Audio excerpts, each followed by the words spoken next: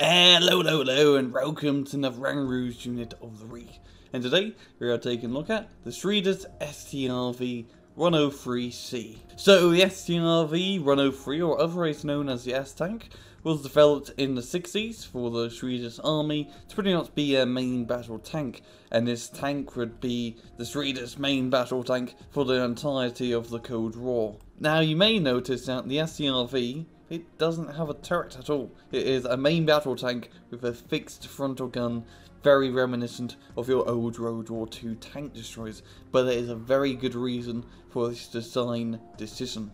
Now, when the Swedes were designing this tank, they wanted to make a very low profile tank that would be very hard to hit. So by removing the turret, the profile of the tank is a lot more smaller, meaning that Soviet tanks are going to have harder time shooting it. Also, with a fixed frontal gun, the gun isn't exactly extruding in the front of the hole, so it's very easy to turn around in a forest environment, and Sweden is full of a lot of forest. Also, they added a turbine engine to the tank so it could get it as low to the ground as possible. Pretty much this is your limbo champion of main battle tanks.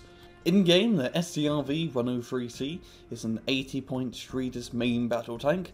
If the year restricts of 1986, so you can only have it in Cat A decks, and type restricted to mechanized and armored decks. And if we take a look at its first weapon, we've got an L-62, 105mm cannon with a range of around 2.275 kilometers, a very nice accuracy of 55%, no stabilizers whatsoever, so you're going to have to stop when you want to shoot, an AP power of an OK 15, HE power of 3, and a very nice rate of fire of 15 rounds a minute. Now the reason this tank has 15 rounds a minute rate of fire is because inside the tank, because there's so much room, because the gun is in the hole, it could fit an autoloader inside there, which is very reminiscent of the autoloader that the British used on L7 cannons. So it's a very nice gun, not a great amount of AP compared to some other tanks for the same price, but the amount of rounds you can chuck down range really makes up for that. And for our second weapon, we've got a KSP M-58B machine gun. Pretty much it's your standard 7.62 machine gun, like on every other bloody tank. And if you take a look at its miscellaneous stats, has 13 frontal armor, 5 on the side, 3 on the back, and 2 up top. So not exactly a heavily armoured tank per se, it will die pretty easily to more high class weapons. It has a small size thanks to its low profile, poor optics, an OK off-road speed of 50 km an hour, and a very nice autonomy of 560 km, a very fuel efficient tank. And if you take a look at its miscellaneous stats, has 13 frontal armor, 5 on the side, 3 on the back, and 2 up top. So not exactly a heavily armoured tank per se, it will die pretty easily to more high class weapons.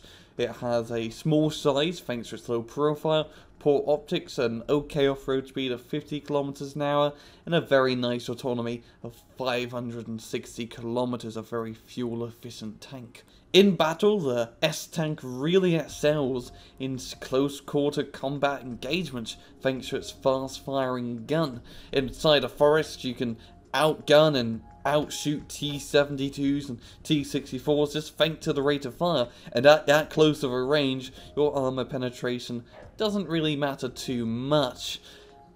You do want to be careful in open field battles. Even though you have that very nice 15 rounds a minute gun, 15 armor penetration power isn't going to get you too much in a long range battle against a T-64 and a T-80. Also, you only have 13 frontal armor, so you can't really take too many shots from him.